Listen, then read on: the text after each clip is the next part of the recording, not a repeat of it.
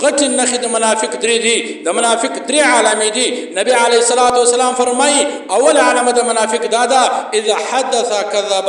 لوی علامه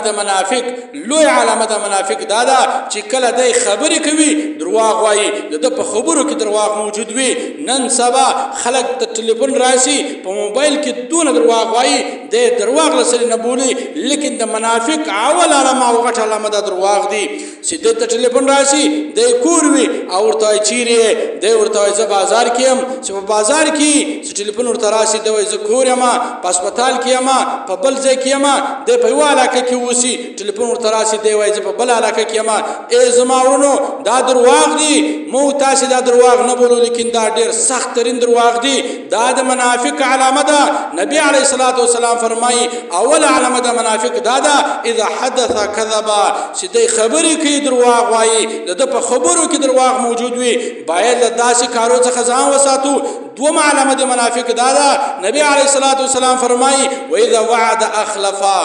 دومه لوی علامه د منافق دا ده چې کله دی وعده وکړي بیا وعده خلافي کوي یعنې په خپله وعده ولاړ نه وي دا د منافق علامه ده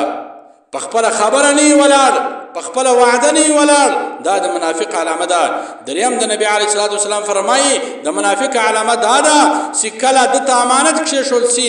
دی په امانت کې خیانت کوي په بل روایت کې څلورم علامه د منافق هم راغلی ده نبي علیه الصلاة والسلام فرمایي چې کله له ده سره ستا یو معاهده وسي او دی په هغه معاهده کې دوکه کوي د منافق ډېره سخته سزا ده داسې خلک به دا سوچ نه وي چې منافق یو کوچنی سزا به د منافق وي لیکن په جهنم کې لاندې طبقه د منافقانو ده د کافرانو او د مشرکینو څخه به هم لاندې په جهنم کې منافقین اوسیږي